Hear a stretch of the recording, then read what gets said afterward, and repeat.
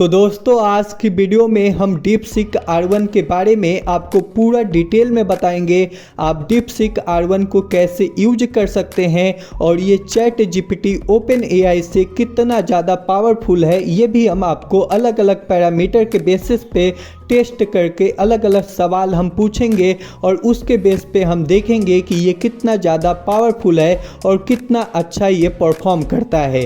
तो चलिए स्टार्ट करते हैं आज की वीडियो। तो दोस्तों चलिए DeepSeek R1 के डॉक्यूमेंटेशन के ऊपर एक नज़र डाल लेते हैं।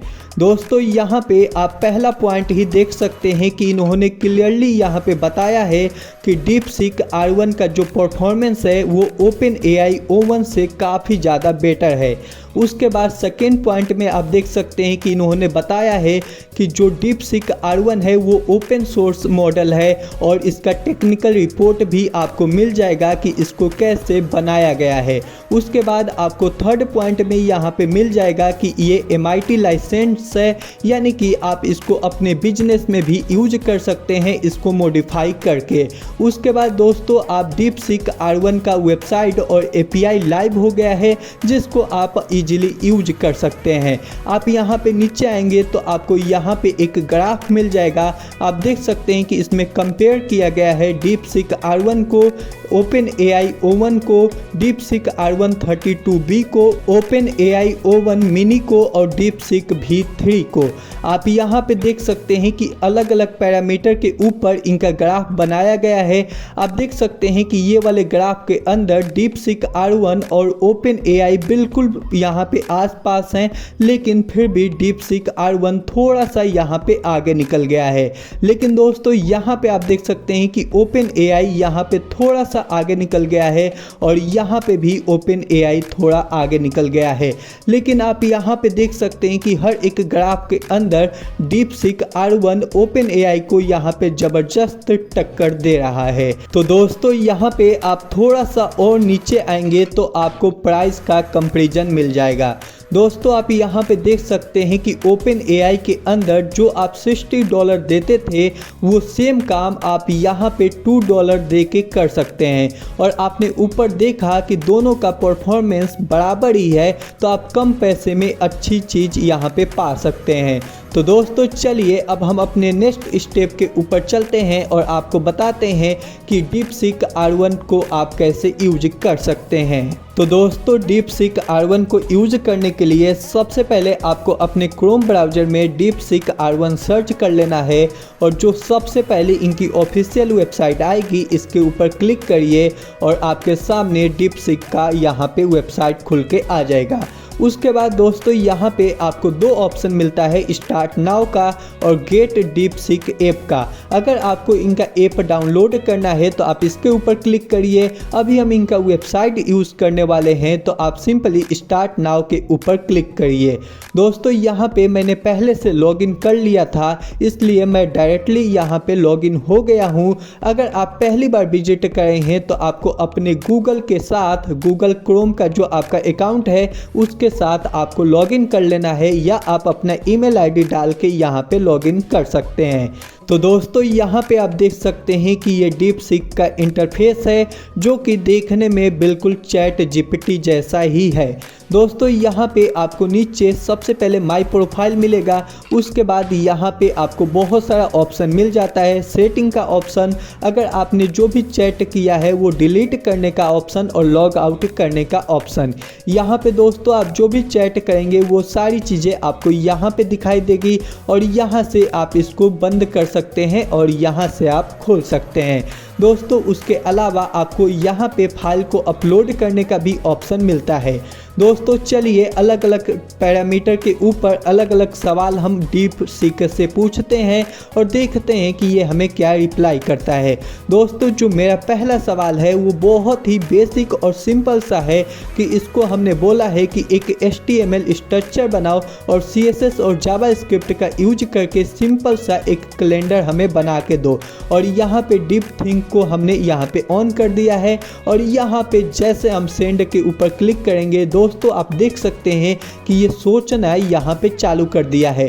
दोस्तों इसमें सबसे अच्छी बात ये है कि ये कैसे यहाँ पे आपको स्टेप बाय स्टेप बता रहा कि ये कैसे इन चीज़ों को सोच रहा है और फिर उसके बाद आपको रिजल्ट यहाँ पे जनरेट करके देता है।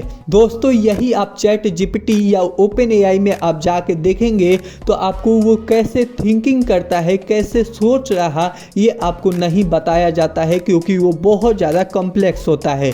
लेकिन डीपसीक की सबसे अच्छी बात ये है कि इसने बिल्कुल यहाँ पे स्टेप बाय स्टेप बताया है, जैसे एक इंसान सोचता है कि इस प्रॉब्लम को उसको कैसे सॉल्व करना है वैसे इसने पूरा यहाँ पे सोच के डिटेल में लिख दिया है। और उसके बाद आप देख सकते हैं यहाँ पे इसने यहाँ पे कोड दे दिया है। लेकिन सेम चीज़ अगर हम चैट जीपीटी के ऊपर देते हैं, यही सेम सवाल पूछते हैं तो हमें क्या रिजल्ट मिलता है, चलिए हम वो भी देखते हैं। तो दोस्तों यहाँ पे मैंने चैट जीपीटी खोल दिया है और उसके बाद मैं यहाँ पे सेम सवाल इससे भी पूछने वाला हूँ और देखते हैं कि ये हमें रिजल्ट में क्या देता है। तो दोस्तों यहाँ पे आप देख सकते हैं कि चैट जीपीटी ने सीधा यहाँ पे हमारा कोड जनरेट करना चालू कर दिया। इसने कैसे इस कोड को सोचा ये सारी चीज़ें इसने नहीं बताया, लेकिन डीपसीक के अंदर आप देख सकते हैं कि बिल्कुल डिटेल में इसने बताया है कि ये कैसे कैसे स्टेप को परफॉर्म किया है और उसके बाद आपको यहाँ पे कोड लिख के दिया है जो कि काफ़ी ज़्यादा कमाल की फीचर है।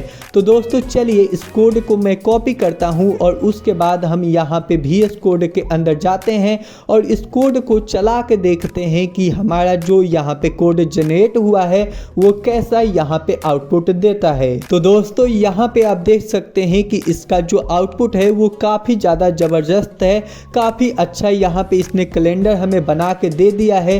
दोस्तों आप यहाँ से आगे पीछे भी कर सकते हैं और यहाँ पे सबसे कमाल की बात ये है कि इसने हमारा जो भी सिस्टम का डेट है वो डेट अपने आप ही इसने यहाँ पे ले लिया है और यहाँ पे आप देख सकते हैं कि 28 को यहाँ पे हाईलाइट कर दिया है।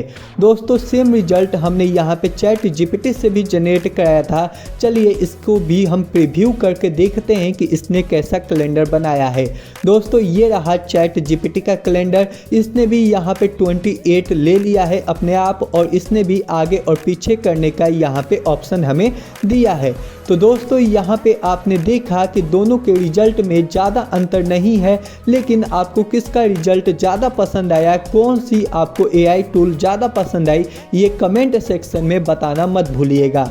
दोस्तों चलिए डीपसीक को हम और पैरामीटर के बेस पे यहाँ पे जज करते हैं और कुछ नए सवाल इससे पूछते हैं। तो दोस्तों यहाँ पे एक एप्टीट्यूड का सवाल हम डीपसीक से पूछने वाले हैं और देखते हैं कि इसका रिजल्ट ये कैसा देता है। तो दोस्तों आप यहाँ पे देख सकते हैं कि जो ये थिंकिंग वाला प्रोसेस इसका है ये मुझे काफ़ी ज़्यादा पसंद आया, क्योंकि ये जैसे हम सोचते हैं वैसे ही ये भी सोचता है और बिल्कुल यहाँ पे स्टेप बाय स्टेप कैलकुलेट करके आपको बताता रहता है कि इसने पहले क्या सोचा, फिर क्या सोचा और कैसे कैसे ये सॉल्व कर रहा है। ये सारी चीज़ें आप यहाँ पे देख सकते हैं। लेकिन दोस्तों यहाँ पे भी हम सेम सवाल इसको चैट जीपीटी को देते हैं और देखते हैं कि ये हमें क्या रिजल्ट यहाँ पे जनरेट करके देता है। तो दोस्तों यहाँ पे आप देख सकते हैं कि हमारा आउटपुट 15 और 0 आया है जो कि डीपसीक ने दिया है। चलिए अब चैट जीपीटी के ऊपर जाके देखते हैं, इसने भी हमें सेम यहाँ पे आउटपुट दिया है। तो दोस्तों स्पीड के मामले में चैट जीपीटी काफ़ी ज़्यादा फास्ट है डीपसीक के कंपैरिजन में। लेकिन यहाँ पे जो आप देख सकते हैं कि डीपसीक ने कैसे इसको सोचा, कैसे एनालाइज किया, ये सारा स्टेप इसने लिख दिया है जो कि हमें समझने में काफ़ी ज़्यादा आसान होगा। लेकिन वही चैट जीपीटी यहाँ पे डायरेक्ट आपको आंसर दे दिया है। तो दोस्तों चलिए अब हम देखते हैं कि क्या डीपसीक हिंदी को समझता है या नहीं। तो हम यहाँ पे लिख देते हैं आंसर जनरेट इन हिंदी। ठीक है, तो यहाँ पे हम लिख देते हैं आंसर जनरेट इन हिंदी। आपको पता है कि चैट जीपीटी हिंदी को बहुत ही आसानी से समझ जाता है, लेकिन हम देखते हैं कि क्या डीपसीक भी हिंदी को समझ पाता है या नहीं। तो दोस्तों यहाँ पे आप देख सकते हैं कि डीपसीक हिंदी को समझ पा रहा और हिंदी में आउटपुट भी जनरेट कर पा रहा। दोस्तों इस पॉइंट के ऊपर मुझे DeepSeek ज़्यादा पसंद आ रहा, ज़्यादा अच्छा लग रहा, क्योंकि DeepSeek बनाने में बस $50 मिलियन का ही खर्चा हुआ है और वहीं पे OpenAI ने ChatGPT बनाने के लिए हज़ारों मिलियन डॉलर का खर्चा किया है और दोनों का परफॉर्मेंस काफ़ी अच्छा है। मुझे उम्मीद है कि आने वाले समय में DeepSeek जो कंपनी है, जो स्टार्टअप है, वो ChatGPT को बीट कर देगी। और दोस्तों आप क्या सोचते हैं, कौन सा AI टूल ज़्यादा बेटर है, कौन सा AI टूल ज़्यादा पावरफुल है, आप कमेंट सेक्शन में बताना मत भूलिएगा। लेकिन एक बात ध्यान रखना कि जो चाइनीज़ माल है वो हरदम कम में आता है, लेकिन ज़्यादा दिन चलेगा या नहीं चलेगा ये तो आने वाला समय बताएगा। Thank you so much.